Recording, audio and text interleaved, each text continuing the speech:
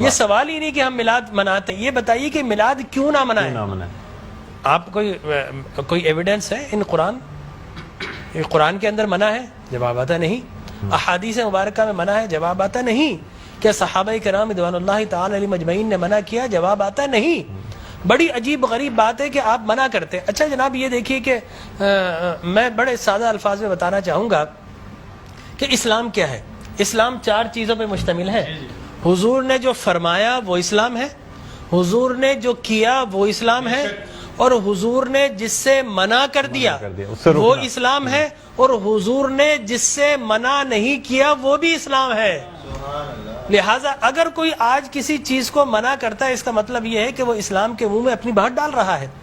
اب نہ اللہ سے بھول ہوئی نہ رسول سے بھول ہوئی، قیامت تک کی ساری ناجائز چیزوں کو قرآن مجید اور احادیث نبویہ میں بڑے بڑے بورڈ لگا دیے گئے کہ these are the prohibited thing, یہ حرام ہے، یہ حرام ہے، یہ حرام ہے، بڑے بڑے بورڈ لگا دیجیے۔ اور دیکھیں طریقہ اور اصول بھی یہی ہے کہ ہر جائز چیز کا نہیں بتایا جاتا۔ مثال کے طور پر اگر آپ کو کہیں جانا ہے تو آپ نے کبھی زندگی میں بورڈ نہیں دیکھا ہوگا کہ الاؤ ہے ادھر آ جائیے، نہیں، یہ کہیں نہیں لکھا ہوگا۔ ناٹ الاؤڈ ہوگا وہاں ضرور لکھا، جہاں ناٹ الاؤڈ ہوگا، پروہیبٹڈ ایریا ہوگا، وہاں پر بورڈ لگا ہوگا کہ یہاں داخلہ منع ہے۔ لہٰذا قرآن و احادیث میں بھی بڑے بڑے بورڈ لگا دیے، یہ حرام، یہ حرام، یہ حرام۔ اور مجھے کہنے دیے ڈاکٹر صاحب، اللہ کا نبی بنیادی طور پر ہر جائز کام کروانے نہیں آتا، بالکل نہیں۔ دراصل اللہ کا نبی ہر ناجائز کام سے روکنے کے لیے آتا ہے۔ اگر جائز کام کی اگر جائز کام کروانے آتا اور جائز کی فہرست بنتی تو قرآن 30 پاروں پہ ہی 30,000 پارے بھی کم پڑ جاتے کہ یہ بھی جائز، یہ بھی جائز، یہ بھی جائز، یہ بھی فہرست، ایک پوری فہرست بن جاتی۔ کہاں تک ہم قرآن حفظ کرتے؟ لہٰذا قرآن کے اندر اللہ کو جو ناپسند چیز ہے ان کا بیان ہے، اللہ کو جو پسند ہے ان کا بیان ہے۔ ہر جائز چیز اللہ کا نبی کروانے نہیں آتا۔ اب اگر بنگلہ دیش کے لوگ رہنے والے اگر پوری زندگی اگر چاول کھاتے ہیں اور مچھلی کھاتے ہیں، ان سے یہ نہیں پوچھا جائے گا باجرے کی روٹی کیوں نہیں کھائی، تم نے گندم کیوں نہیں کھایا، تم نے فلانے نہیں کھایا، نہیں پوچھا جائے گا۔ اگر اسی طرح پاکستان کے رہنے والے مچھلی روزانہ نہ کھائے تو ان سے نہیں پوچھا جائے گا کہ یہ بھی تو اللہ کی غذا تھی، جائز تھی، تم نے یہ کیوں نہیں کھایا۔ نہیں، ہر جائز چیز اللہ کو مطلوب نہیں ہے، اللہ کو مطلوب یہ ہے کہ ہر ناجائز کام سے روکا جائے۔ لہٰذا اللہ کے پیارے حبیب نے قیامت تک کی ساری ناجائز چیزوں سے منع کر دیا، نہ اللہ سے بھول ہوئی معاذ اللہ، نہ رسول سے بھول ہوئی، دین مکمل ہو گیا۔ اب اگر کوئی یہ کہتا ہے کہ یہ ناجائز، یہ بدعت، اس کا مطلب یہ ہے کہ کیا تجھ پر وحی نازل ہو گئی؟ باب نبوت تو بند ہو چکا ہے، اب تو کس بنیاد پر کر رہا ہے؟ دیکھیے اب کس بنیاد پر تم منع کر رہے ہو۔ اور میں آپ کو بتاؤں ڈاکٹر صاحب، یہ دین کا مسلمہ اصول ہے کہ کسی چیز کے جواز کے لیے کوئی ضعیف حدیث بھی کافی ہے، لیکن کسی چیز کے حرام یا بدعت ہونے کے لیے قرآن اور احادیث کی نص قطعی چاہیے آپ کو، اور حدیث متواترہ چاہیے، اس کے بغیر آپ کسی چیز کو حرام نہیں کر سکتے۔ اس لیے کہ اسلام گلا گھونٹنے کے لیے نہیں آیا، اسلام تو راحتیں دینے کے لیے آیا ہے۔ لہٰذا جو ناجائز چیزیں تھی اسلام نے وہ منع کر دی 1400 سال پہلے۔ اب اگر کوئی کہتا ہے کہ جناب آپ میلاد کیوں مناتے ہیں، تو میں کہتا ہوں یہ سوال ہی نہیں، بڑے احمق لوگ ہیں جو جائز کی دلیل مانگ رہے ہیں۔ اے بھائی دلیل تو ناجائز کی ہوتی ہے، لہٰذا آپ ناجائز کی دلیل دیجئے کہ قرآن میں منع کیا کہ احادیث میں، بلکہ اب میں یہ کہتا ہوں اس بات کے بعد آپ قرآن پڑھیے، اللہ تبارک و تعالی نے 5 نبیوں کا میلاد قرآن میں بیان کیا ہے۔ حضرت آدم علیہ الصلوۃ والتسلیم کے میلاد نامے قرآن کے 5 رکوع پر متفرق، پہلا واقعہ ہی میلاد نامہ آدم ہے، فرشتوں کو جمع کیا، میں آدم کو پیدا کرنے والا ہوں، کیا کریں؟ سیلیبریشن کرو۔ آدم کی ولادت کا موقع، نفخت فیہ من روحی فقعوا لہ ساجدین، جیسے ہی میں یہ آنکھ کھول دے، یہ پیدائش ہو جائے، ولادت ہو جائے، تو تمہیں کیا کرنا ہے؟ اس کو سجدہ کرنا ہے۔ اللہ تبارک و تعالیٰ فرماتا ہے کل مجمعون الا ابلیس، سارے فرشتوں نے سیلیبریٹ کیا، آدم کو سجدہ کیا سوائے ابلیس کے۔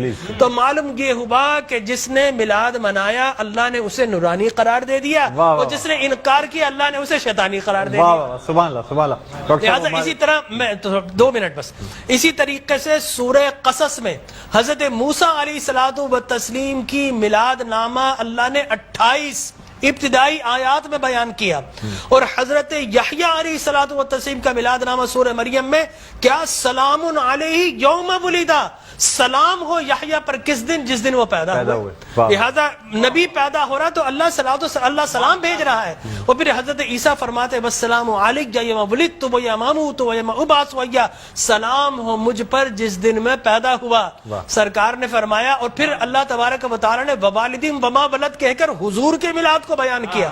اور حضرت مریم کی میلاد کو اللہ نے سورہ آل عمران میں بیان کیا. پھر سرکار نے فرمایا کہ میرے غلام الجمعۃ عید للمسلمین. لوگ کہتے ہیں 2 عیدیں، تیسری عید مل گئی. حضرت عمر بن خطاب سے پوچھا کہ یہ الیوم اکملت لکم دینکم، یہ آیت ہمارے نبی پر نازل ہوتی تو ہم 2 عیدیں مناتے، ہم تو بطور عید مناتے. حضرت عمر نے حضرت ابن عباس دونوں سے احادیث فرمایا میاں تم ایک عید کی بات کر تو ہماری تو 2 3 عیدیں تھی اس دن. وہ یوم عرفہ تھا مسلمانوں کی عید کے دن، وہ جمعۃ المبارک تھا مسلمانوں کی عید کے دن، وہ تکمیل دین کا دن تھا، وہ مسلمانوں کی عید کا دن ہے. لہٰذا یہاں پر تو پہلی، دوسری، تیسری، چوتھی، 5ویں نہ جانے کتنی عیدیں. اور صحیح مسلم کی حدیث مبارک رسول اللہ نے 5 عیدیں بیان فرما دی. ایام تشریق، یوم نحر، اس کو سرکار نے عید قرار دیا. لہٰذا معلوم یہ ہوا کہ سرکار دو عالم. اور پھر میں عرض کر رہا تھا کہ آدم پیدا ہوئے، فرمایا الجمعۃ عید للمسلمین، جمعہ مسلمانوں کی عید کا دن. فرمایا رسول اللہ کیوں؟ فرمایا فیہ خلق آدم، اس لیے کہ اس دن تمہارے باپ آدم پیدا ہوئے. معلوم ہو آدم پیدا ہو تو عید کا دن، اور جس دن فخر بنی آدم پیدا ہو ہزاروں عیدوں کا عید. یہ عید بھی ہے اور یقینی طور پر جشن بھی ہے. دیکھیے حضرت عیسیٰ ابن مریم علیہ الصلوۃ والتسلیم پیدا ہوتے نا، اللہ تبارک و تعالی حضرت مریم کے پاس پینے کے لیے کچھ نہیں تھا. اللہ فرماتا وَهُزِّ إِلَيْكِ بِجِذْعِ النَّخْلَةِ تُسَاقِطْ عَلَيْكِ رُطَبًا جَنِيًّا، اے مریم گھبرا مت، اللہ کے میرا نبی آنے والا ہے، اس کی ولادت ہونے والی ہے. یہ سوکھا ہوا درخت ہے، اس کو ہاتھ تو لگا. حضرت مریم جیسے ہی ہاتھ لگاتی ہیں اللہ تبارک و تعالی میلاد عیسیٰ کی خوشی میں اس کو ہرا بھرا کر دیتا ہے اور پانی جاری و ساری کر دیتا ہے. تو اللہ تبرک بھی دیتا ہے، اللہ تبارک و تعالی اسے سیلیبریٹ بھی کرتا ہے. تو یقینی طور پر میلاد النبی صلی اللہ علیہ وسلم کے اگر جواز کی آپ بات کریں گے صبح ہو جائے گی. میں قرآن سے بھی بیان کرتا رہوں گا، میں احادیث نبویہ سے بھی بیان کرتا رہوں، لیکن ناجائز کی ایک دلیل اگر کوئی ہمیں دینا چاہے تو ہم موجود ہیں میٹرو ٹی وی پر، کوئی ایک دلیل ہمیں دے دے. لوگ کہتے ہیں بدعت بدعت، یہ بدعت. او بھائی بدعت، ہر نیا کام بدعت نہیں ہوتا، ہر نیا عقیدہ بدعت ہوتا ہے. لہذا وہ سمجھے ہی نہیں، ہر نیا کام بدعت نہیں ہے. میں آپ کو ثابت کر دوں ہر نیا عقیدہ بدعت ہے. لیکن آپ شیطان نے جب بلیف جو جس چیز پہ انسان کا ہے وہ قائم ہے، ہر نیا کام، اگر ہر نیا کام بدعت ہوتا، خوشی منانا، عید منانا، اس میں تو کوئی ایسی بات نہیں. انوویشن ہے اسلام کے اندر. آپ یہ دیکھیں نا حضور اکرم صلی اللہ علیہ وسلم کی وفات شریف کے بعد قرآن مجید جمع کیا، بدعت. پھر اس کے بعد تراویح بدعت. وہ بخاری کے ہذہ نعمت البدع، حضرت عمر بن خطاب کے الفاظ ہے کتنی پیاری بدعت ہے کہ میں نے تراویح شروع فرما دی. تو مقصد وہ کہ بدعت اچھی بھی ہوتی ہے. صحابہ کرام بدعت حسنہ بھی ہے، بدعت مذمومہ بھی ہے. اور مذمومہ بدعت کیا؟ اچھی چیز کو مٹا دینا. اور بدعت حسنہ کیا ہے؟ کسی اچھی کام کا جاری کرنا. فرمایا من سن سنتا حسنتا فلہ اجرھا واجر من عمل بها الى یوم القیامہ. جو کسی اچھی سنت، اچھے کام کو جاری کرتا ہے، اس کے بعد قیامت تک اگر لوگ اس کام کو جاری رکھیں تو اس بگنر کو اللہ تبارک و تعالی اجر و ثواب عطا فرماتا ہے. سبحان اللہ. ہماری ٹرانسلیشن کا